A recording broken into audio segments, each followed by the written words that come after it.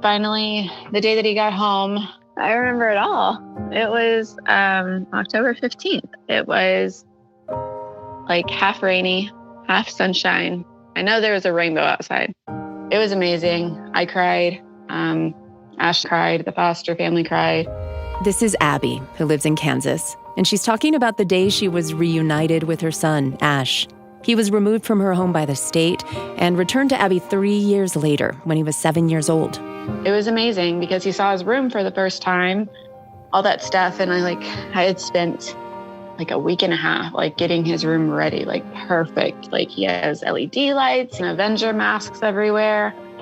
And he was just so excited, but he still doesn't sleep in that room. He still sleeps with me. And I don't want to make it seem like it was easy getting him back at all, because it was not. It was 3.5 years of pure hell, because everybody was telling me that I couldn't do it. My lawyer was even telling me that I was in denial and that I was not going to be able to do it.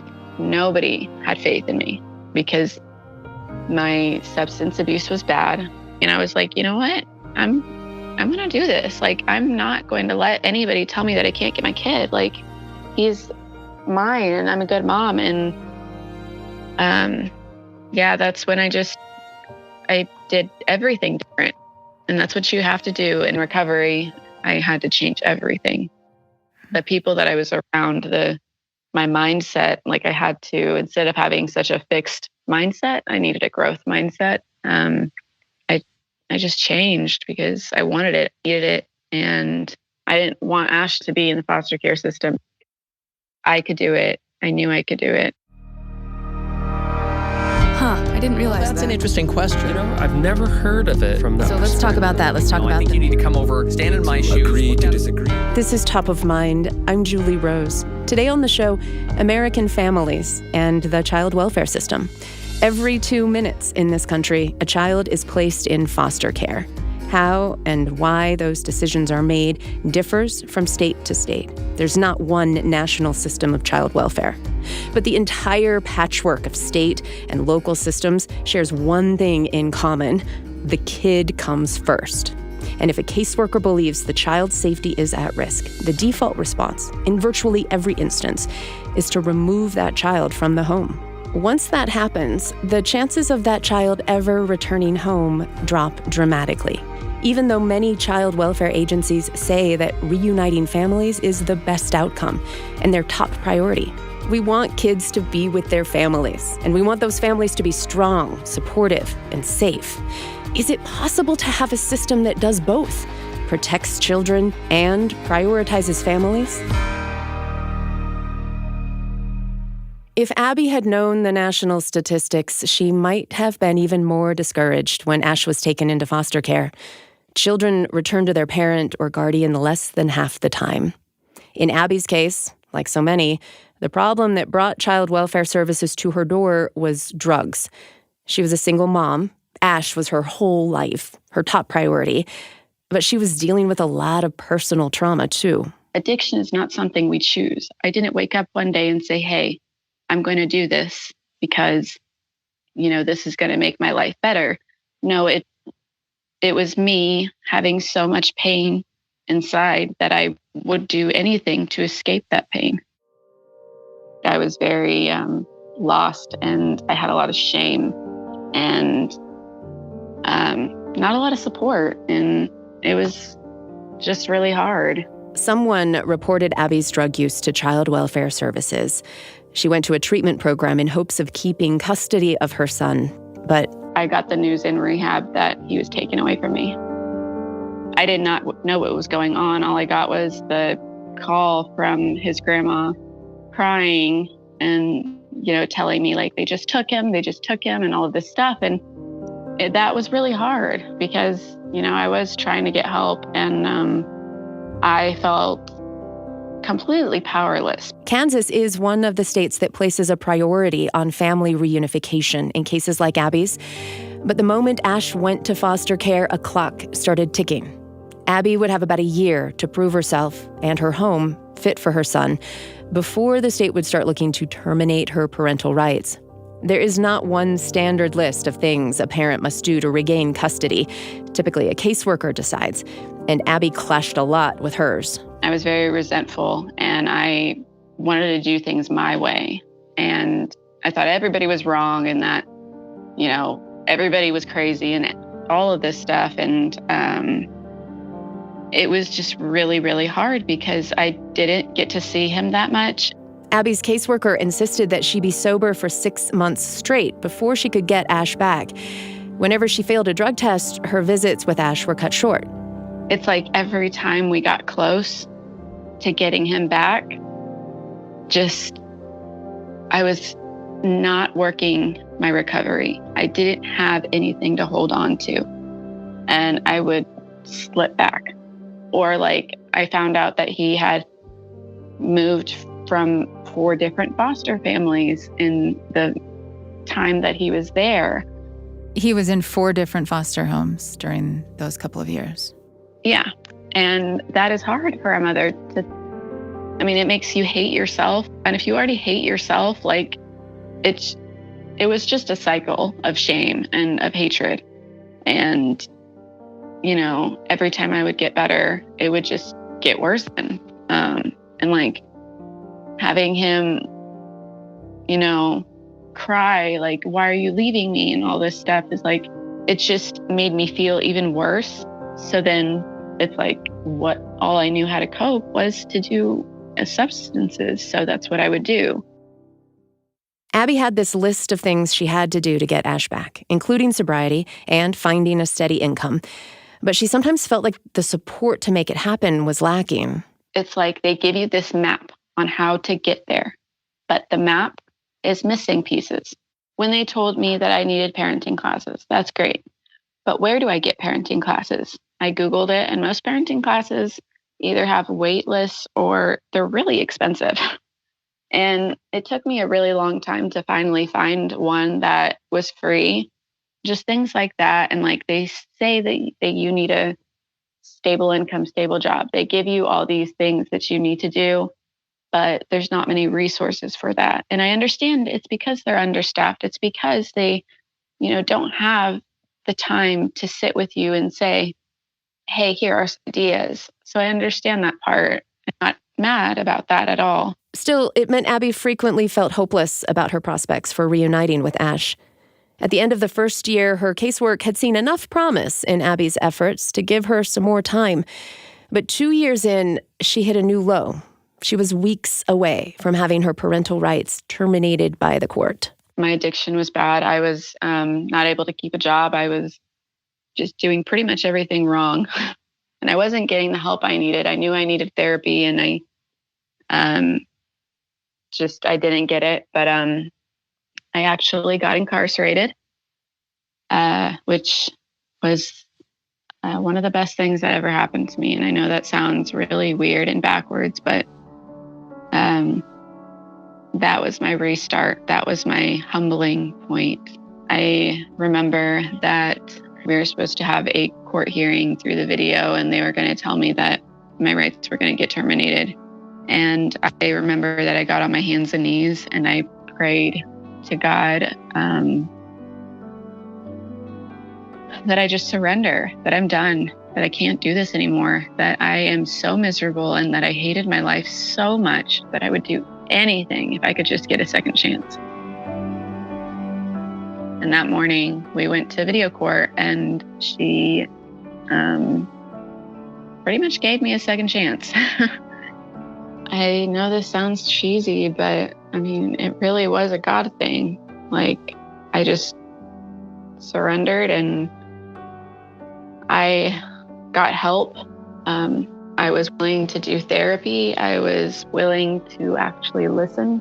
I started becoming teachable and staying teachable rather than thinking I knew everything and that they were wrong and I was right. Abby was sober when she left jail 6 months later, and she stayed that way. She trained to become a certified medical assistant, and she's now going to nursing school. Ash has been back with her since the end of 2021. And Abby thinks she's actually a better mother now. Oh, yeah. Definitely. That's not even a question.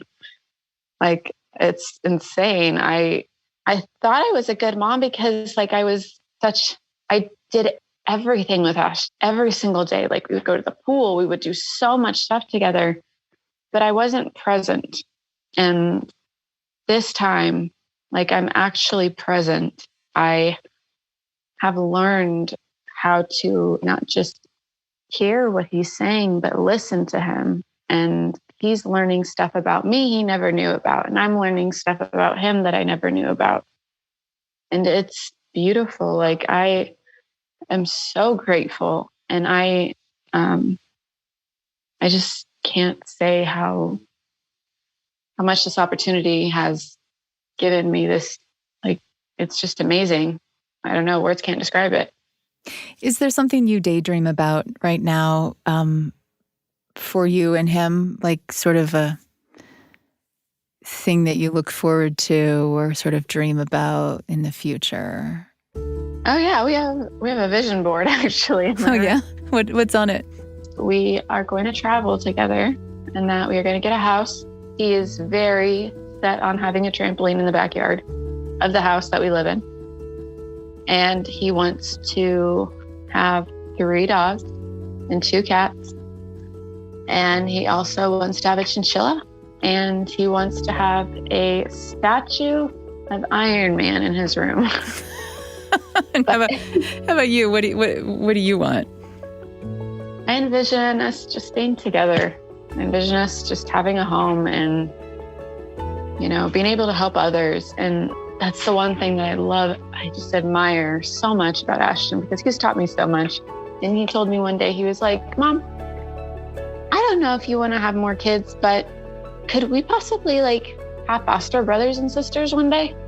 And I was like, you know, at first, this is not the time. Like I'm not at any point going to do it right now, but like in the future, like maybe. But I thought it was just the sweetest thing that he has such a huge heart and he understands this stuff and like, he's just an amazing kid. I could go on and on about him. Well, I think you can probably take some credit for that, for who he is. Yeah, but he gets the sass all on his own. Like, I don't know where he gets that from. She and her child are still my best success story with this job to this day. Dalton Shump was Abby's caseworker, the one who insisted she be sober for 6 months straight, the one who saw enough potential in Abby's efforts to keep giving her another chance. Shump works for KVC, which is a nonprofit partnered with the state of Kansas to manage what happens after a child is taken into foster care. Shump's job is to get that child into a permanent situation, either back with the parent or adopted by someone else. In Kansas, family reunification is the initial priority. And you're going to work that goal for about a year before you consider other options, you know, most of the time, unless the parents, the biological parents, want to relinquish their rights before that point. So who are you advocating for primarily? The child, the parents? Like, whose side are you on? That's, again, another hard part of the job, because I am both parent and the child's case manager. But I guess if I had to say, at the end of the day, I do have to pick, it's the child, because at the end of the day, I have to do what's best for that child. You know, I have to make that tough call. I have to make sure their needs are met, that they're safe, that I'm not sending a child back home, you know, into their home with any major risk concerns. You know, I am harder on my clients, so to speak. And that is something I always told Abby, even though I was hard on her. I was like, look, I don't want to have you lose your child because I see how much love you guys have for each other. I was like, but at the same time, I will not send your child home with you until you get it together. It's a heavy responsibility that makes for a lot of burnout. Shump's been on the job for 3 years now, which is a long stint in this line of work. It's a lot to bear. It is. I mean, these are people's lives, you know, not just mine. And there's a personal element for him. I was taken away from my biological parents because my mother was addicted to substances. I think primarily cocaine, I believe. And then my biological father, I think, was out of the picture right from the get-go. So I grew up in the foster care. Well, I was adopted at a young age, probably like 1 or 2. So, you know, I don't have that extensive history myself personally in the system. But even though I was adopted at that young age, my adopted mother, I don't view her as my adopted mother. That's my mom. The family I'm in is my family. That's all I've ever known. But we still did do foster care for a good portion of my childhood up until I want to say probably I was 12, 13 years old. So I still did see these children from all ages, babies all the way to 17, 18-year-olds coming in and out of my home. So that's kind of why I got into it. I mean, I knew I've always wanted to work with kids and give back to the community. So I think that's kind of how I fell into this job. Do you think that your personal experience with the foster care and adoption system having worked for you, that like you're biased in favor of foster and adoption because it worked so well for you? Right. No, I actually don't think that that's at all what kind of plays into my decision making when I'm working these cases.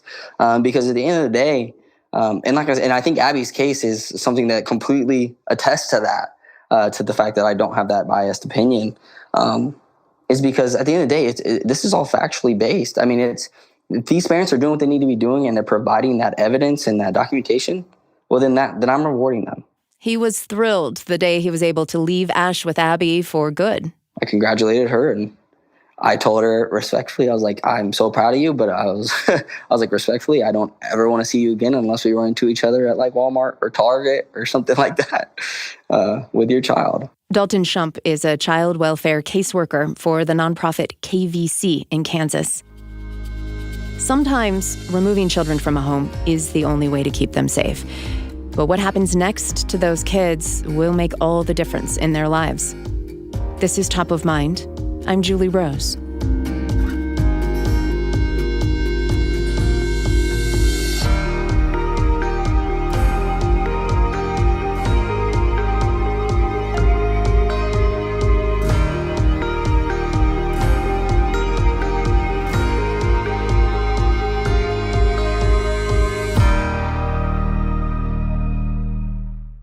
In the child welfare system, caseworkers are the first responders. They decide if it's safe to leave a kid in the home.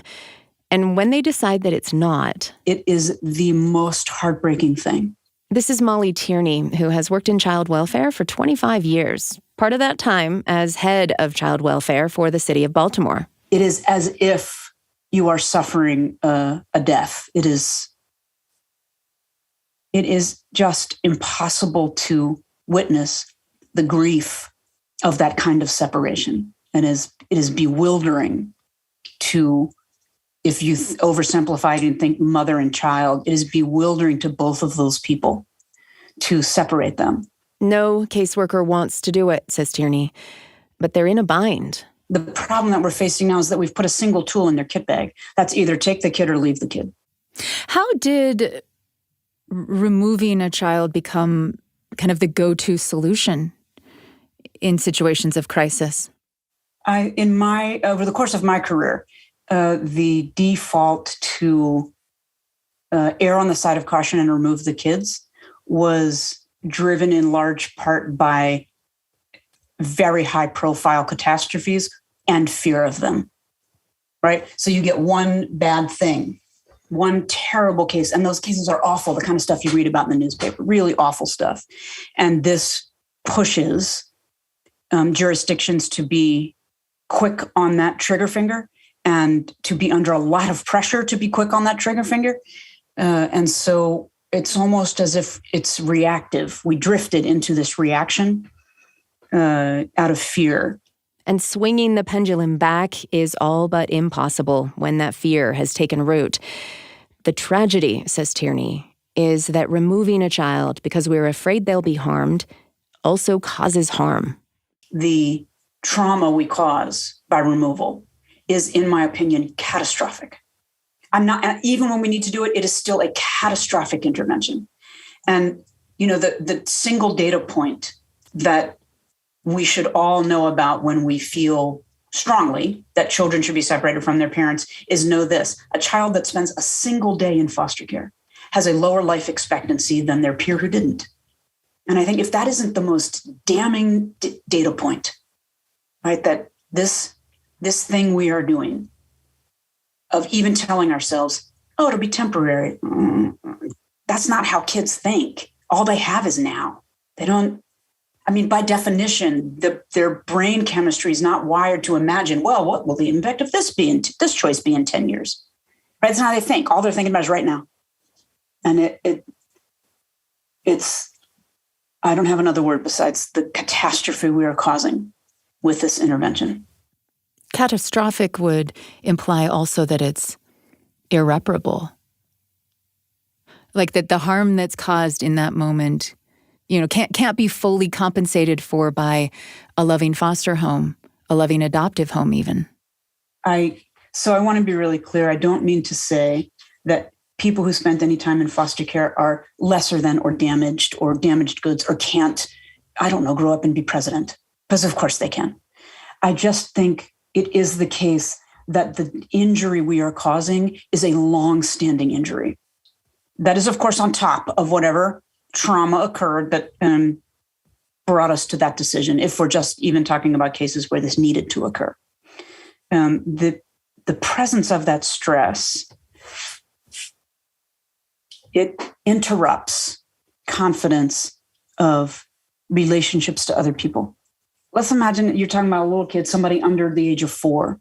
Like there's stuff little kids got to be doing right then to later be able to do things like learn to read and hold a pen and write and do math, right? That's the part where they're sitting in a high chair and they're dropping something, someone's picking it up, that the things around them are very familiar. It's the same pattern every day. Every day, the same person's coming to wake you up from your nap. Every day, someone's taking you to daycare. Like the repeated patterns that it frees up your resources for the mastery of things that are going to pay off in a few years when you're in first grade and somebody says, write your name.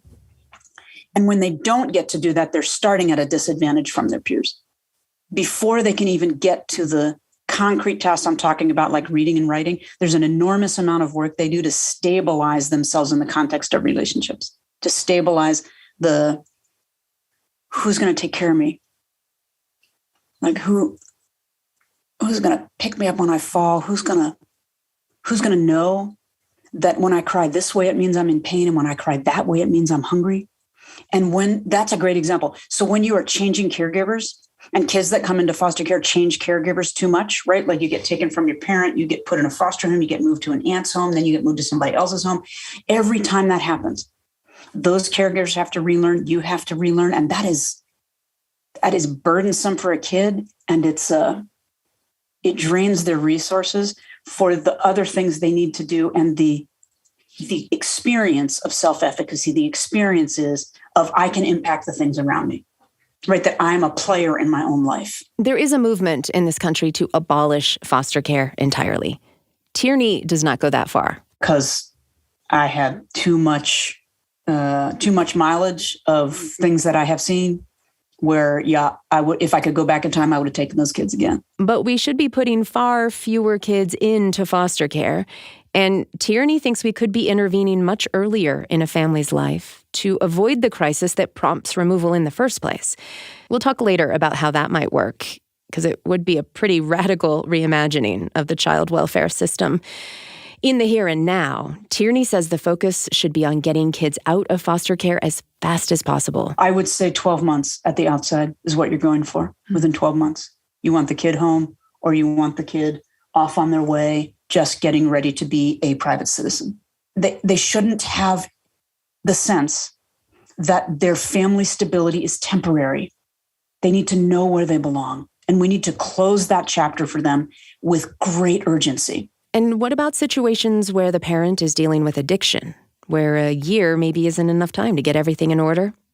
Tierney says even then, the process can move faster than parents and caseworkers might expect. Like when we used to, in Baltimore, when we took kids into care, as soon as I took the kid in, we would get the kid's picture. Like we'd take a picture of the kid and I would write a letter to the mom and say, hey, mom, this is what I'm thinking about. I want you to put this picture up on your refrigerator so you and I can be thinking about this all the time.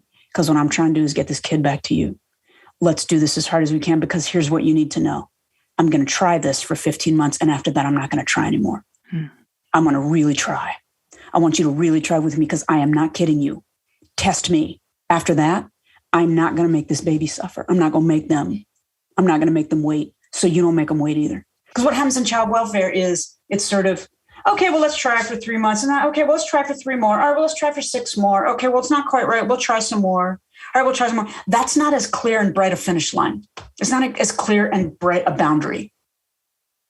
And I believe what I saw people do day in and day out is when a boundary is laid clear, they act in their own best interest. Poor people, single moms, folks in child welfare, they're not any different than the rest of us. Human beings act in their own best interest. And when the options are laid plain, they move. Molly Tierney ran child welfare for the city of Baltimore for a decade. She's now a partner at Accenture, where she consults on child welfare reforms. Keeping kids together with their siblings is another way to minimize the trauma of being removed from home. But about half of children in the child welfare system end up separated from one or more of their siblings. Lynn Price was placed in foster care as a baby and didn't even learn she had an older sister until she was 8, and her biological mother wanted to regain custody of the girls.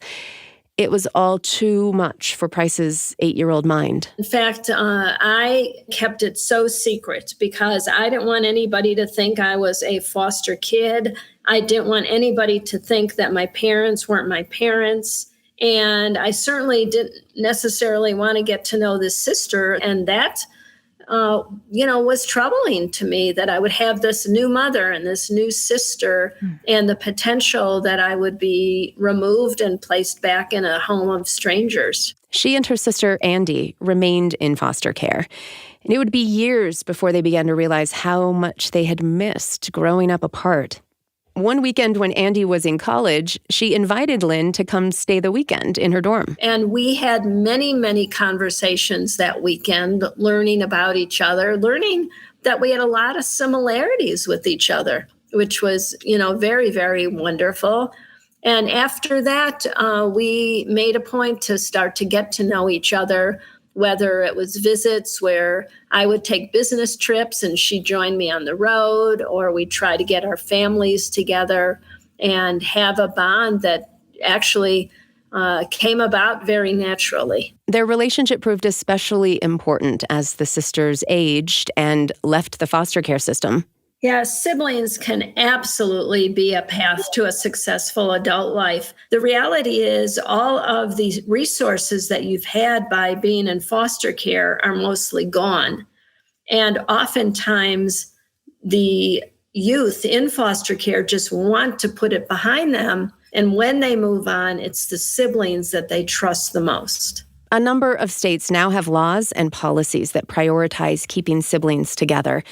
But there are a lot of practical barriers. One of the siblings might have special needs that a foster family isn't equipped to handle, for example. Or taking all of the siblings would exceed the number of children a foster home is licensed to care for. Or the children might be half siblings, so relatives only want to take the child they're related to.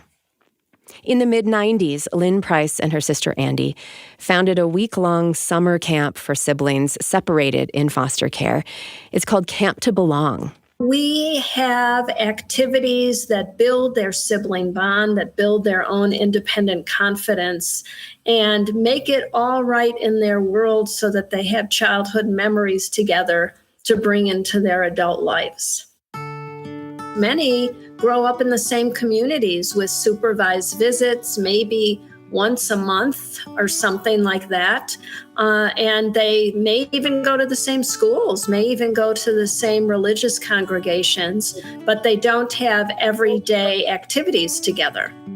What makes Camp to Belong so unique is that the brothers and sisters have more than just an hour together. And because of the time over 5 nights and 6 days, they really, really get to know each other again and catch up on each other's lives. I can tell you about 2 campers, Randy and Kayla. Randy was just about getting ready to leave for the Marines. In fact, he was going to be going the day after camp was over. His sister Kayla just adored him, and the social worker asked if they could come together to camp. Well, from the moment they both arrived, they were joined by the hip. When it came to horseback riding, Randy, believe it or not, was kind of scared, but Kayla asked if he'd go with her, and the next thing you know, he was on a horse. They said that was the first time in many, many years they spent that quality time together. And after camp, it was Randy who invited Kayla to his Marine Corps ball when he retired and walked her down the aisle at her wedding. So it really solidified their sibling connection. One of the activities we do is a birthday party where the kids will, shop in a store, if you will, where we have different kind of gifts that they can wrap for their siblings. And we have a big birthday party and give them a birthday cake. And most of them don't get to celebrate their birthdays together, maybe even acknowledge them. Each brother or sister gets one of the names of their other siblings. And they come into the store, if you will, and there's a conversation to be had. They may not remember the age of their sibling, or if their sibling likes purple or pink or sports or books. So, we do a lot of thinking and talking alongside with the siblings. They pick out a gift, they wrap the gift, they make a birthday card, and then it's usually on the third or fourth night of camp where we have a big party, all the birthday decorations, and we set all the gifts and cards on the tables. We escort each sibling group in, and then we sing happy birthday as we have a parade of birthday cakes and cupcakes that get to each sibling group, and everybody blows out their candles at the same time. And it just becomes a forever memory. At our first camp, it was the first birthday that Andy and I celebrated together. Andy is Lynn Price's sister, the one she'd been separated from throughout her childhood. They ran Camp to Belong together in the early years. And even as adults, it changed their relationship. It was the first time we'd share bedrooms, and we'd get up in the morning and have our cup of coffee and go for a walk. So, we really wanted to be the role models of what the sibling bond can be. And still to this day, I go to many of the camps just to raise up the community and show the campers how they can have that relationship and how the sibling bond is really your longest relationship in life, oftentimes surpassing the parent-child relationship. Lynn Price is the founder of Camp to Belong. It's not just sibling relationships that may suffer in foster care. Often children taken from their homes are placed with strangers when there is another option that would be familiar to the kids, like a distant relative or a friend of the family. We're able to start telling America a story that has been such a hush-hush secret. I'm Julie Rose. This is Top of Mind.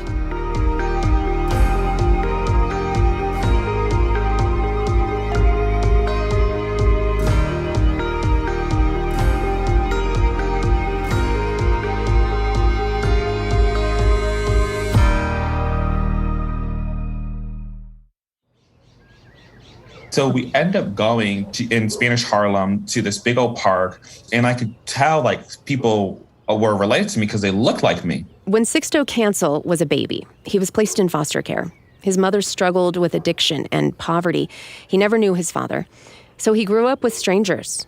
For a brief time, he was adopted, but that situation became abusive, so he landed back in foster care and stayed there through his adolescence. Then, one day when Sixto Cancel was in his 20s, he was visiting an older sister who lived in New York. And my sister goes to me, "Hey, there's a family reunion. Would you like to go?" And I was just first so flabbergasted that, it's the day of and you're telling me, right? This is something that as someone who grows up your entire life in foster care, kind of wondering who you are, kind of wondering why are you not part of a family? Why haven't someone actually adopted you and officially created, made you part of their forever family? This is a moment. So that is how Sixto Cancel ended up in a park in Spanish Harlem, surrounded by relatives on his father's side. It was a very emotional experience to be in a place where you're how did you not know all of these people existed? People were super accepting. People were very much wow, we didn't know our uncle had another son. We didn't know that you existed. And then halfway through this, I become just numb because I look around and I start to realize that 4 of my aunts and uncles and a cousin are actually foster adoptive parents, and that they've been adopting and fostering for over 35 years. And at that moment, I felt like something was just like so robbed from me. You know, all your life you grow up thinking there's not enough homes, you don't fit in the homes that you've been in. And just a little bit of ways, you had all this family who were already approved to foster, already have adopted other people's children to be part of a family, and that they've incorporated them into the family in a very loving way. And so immediately I pulled out my phone and I just Google mapped to the last foster home that I was in. And it was 58 miles away. And that's where I literally couldn't emotionally just be present to the rest of the experience, because at that point, I just felt like, wow, I know the system needs improvement, but this right here is probably like the ultimate representation of how our child welfare system is broken. I will never forget that I could have lived with people who loved me. That was the title of an essay Sixto Cancel would publish in the New York Times years later, after founding a nonprofit called Think of Us. The organization listens to people who've been in foster care and focuses on what they say needs changing. Doing more to place children with kin tops the list. Every child should be placed in a family setting, right? And whenever we can do that with someone who's not a stranger to the young person, that's because they're an uncle, grandma, cousin, or a church member, or an actual teacher, or even coach. Somebody who's not related then. You'd like to see, does the definition of kin actually include that in our current foster care system? So some states have gone there. Some states like Washington have actually said like kin is inclusive of your coach, of your teachers, of people who have been in your life for a long time, right? And for some states, it doesn't include that. I would love to see folks in the young person's life be able to step up. And we know that there are certain things that are unfair. Like in certain states, if you don't have a recycling bin, then that might jeopardize your ability to get licensed on time, right? We know in one state in particular, 30% of the families that were being failed to be licensed was because they didn't have a fire extinguisher.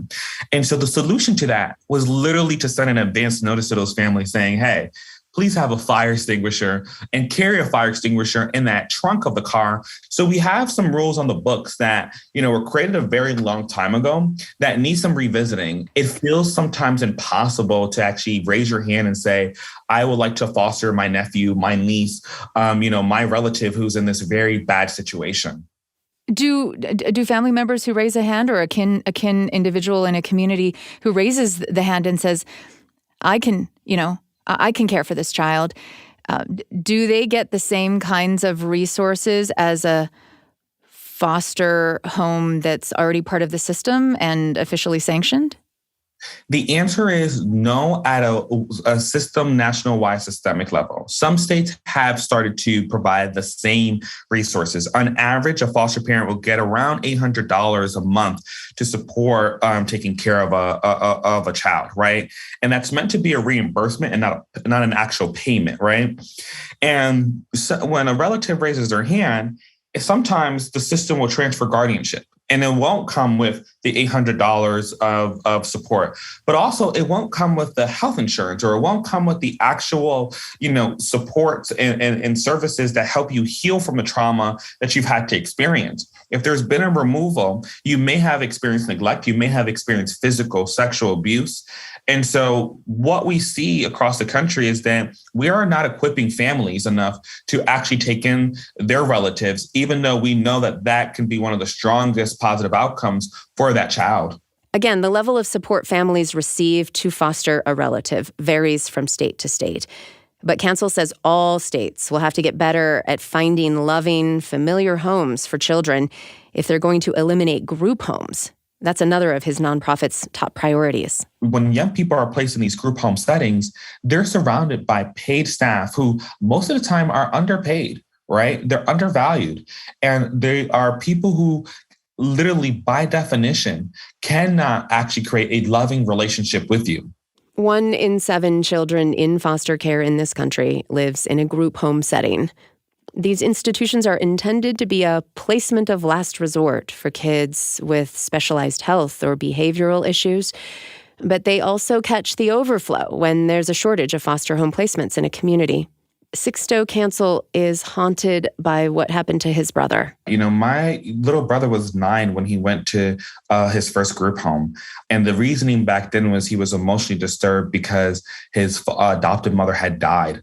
And I think that was more reason for him to be in a setting where he knew people, not with strangers who were paid, right? And then he had behaviors that continued to elevate the group home, the need for intervention in these different group homes, but the interventions weren't working, right? How do you have a 9-year-old who spent the next 9 years of his life in different institutional settings?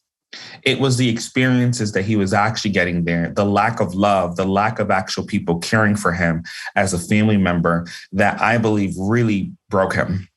Cancel says that finding more loving, familiar places for children to live also requires taking a hard look at racial biases that may fuel a caseworker's decision about what's best for a child. I think that there are people in child welfare, some child welfare workers who, have had a very limited experience with people of color. And when it comes down to it, they're thinking that a young person might be better off in a place that looks completely different than the neighborhoods that we come from.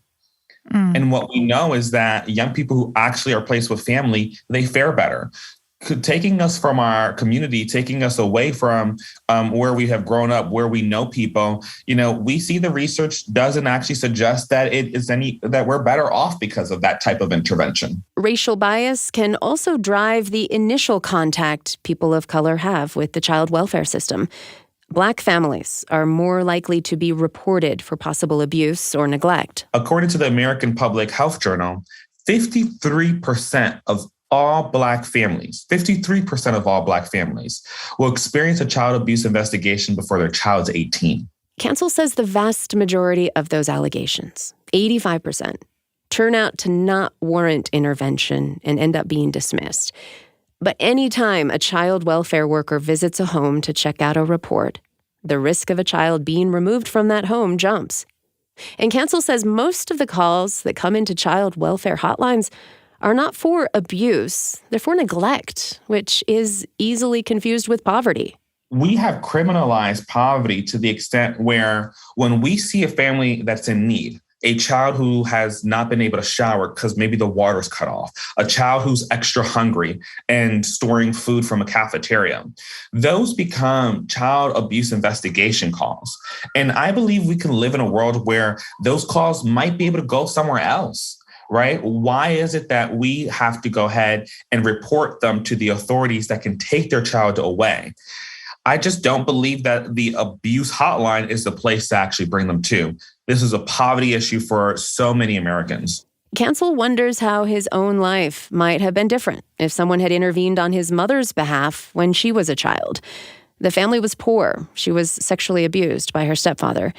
But when she told her mother had such a tough decision to make, which was to either take all her kids and leave her husband at the time, or she put out my mother because she couldn't see a way to survive. So Cancel's mother was kicked out of the house, left to fend for herself at the age of 12. Poverty, really was the gateway to drugs for her. And so when I think about what the interventions that our system is offering, yes, rehab should be part of the story. Yes, parenting classes may have been something that she needed, but what she really needed was to deal with the trauma of that happened to her when she was 12, to deal with the years of having to be homeless and instably housed and the abuses that she experienced going from place to place. If Sixto Cancel's mother had received the help she needed, might she have been able to maintain a stable home for him and his siblings? Could we have fewer children in foster care in this country, fewer children suffering the harm of being removed from their families, if somehow the system could intervene before poverty, addiction, and trauma spiral into crisis? That is where Molly Tierney's heart and head are these days. She's the consultant at Accenture, who spent 25 years as a caseworker and administrator in child welfare. The aha moment for her came when she took charge of child welfare for the city of Baltimore in 2008. It was one of the most troubled agencies of its kind in the country when she arrived. They struggled to keep track of children in foster care. A large share were living in group homes. Kids lingered in foster care for years. Some were suffering injury and death. Tierney was on a mission to fix it. I believed in my heart that if I could get it to work, if I could turn the wheels of government and get it to do its job, then we would help people. And she did. We reduced the number of kids in foster care by 72%. We reduced the number of kids in group homes by 89%. I could go on. It's a great proof point for what's possible. And I felt like I was climbing to the top of a precipice, and I couldn't wait to look out over the edge and see what was possible, see the way we could actually help people. And when I got to the top of that metaphorical precipice, that is when I got to understand what I have done is made a system that does a really great job of taking other people's children. And it broke my heart to imagine that I could live to be 80, and that's what I would have to say to myself. And I couldn't stand it. She realized that the child welfare system in America was a crisis response system. Caseworkers are like firefighters running into a burning house, carrying children to safety. But could the fire have been prevented entirely? Was there a chance to intervene earlier? At the very first sign, there's a challenge. So for instance, when a hospital has a 15-year-old who gives birth, I think that's a house that we should be rushing into as a community. Is it child welfare? Is it public health that would go in and say, well, 15-year-old just had a baby. This is going to be really hard anyway. You cut it. Let's figure out how we can support you so that you can continue to go to school, so that you understand all the developmental milestones your kid needs to be making and that you get the help that you need to do that. That kind of intervention earlier is way more art than it is science. The science part is just being willing to share that data that's popping up. Tierney says schools, hospitals, social service agencies all have data points that could form the early warning system she's talking about. But getting access to that data would require a shift in cultural norms and maybe even changes to privacy laws. Because you can trust and believe every hospital that has a 15-year-old who gives birth will say, HIPAA, I can't tell anyone. And I think, yeah, that's one version of it. That's one way of thinking about it. It's the presumption of privacy and that everyone needs it and that everyone has it. And I think, I don't know about that. I don't know that that's what all of those federal regulations mean. I think that they shouldn't, I don't think they were designed to inhibit our ability to reach out and help when a member of our community is struggling, and that's how they're being used. So there would have to be a shift around supporting families, preserving families rather than supporting and protecting kids. I mean, hopefully you end up in the same place with both, but the kids are protected if you're supporting the family. But this, I believe. So it's a family welfare system instead of a child welfare system. I think that's right. That's really well said. That's a good one, because I think there are places around the country that are beginning to try to think about that, and they're wondering what to call it. Family welfare is a good one. It would almost be more of an expansion of, you would take some of these things that don't currently fall under the signs of child abuse I am required to report, because there is that, right? Like hospitals, nurses, teachers are required by law to report to authorities when they believe that child abuse or neglect is taking place. And so we could potentially sort of put some of these other warning signs maybe under a similar framework, but we'd have to be careful that it wouldn't result in like criminalization or stigmatization or something of families. It has to result in, gosh, how can I help? Like, let me understand if there's a household where a 4-year-old stopped going to school, then we could pop around and say, hey, we just noticed kid wasn't going to school. Want to talk to him about how important it is to go to school, and tell us what's going on. And when we learn, well, I don't know what you're going to learn is the single greatest reason little kids are missing school in this country is untreated asthma. Well, there's a problem with a solution. That's pretty simple. You got to call public health and make sure that kid has subspecialty care that gets them on an asthma plan. That means that they can still go to school, because there's no reason on God's green earth that a kid with asthma isn't going to school every day. Except that the family's not getting the support they need and the support they need around that child's health. And that's available.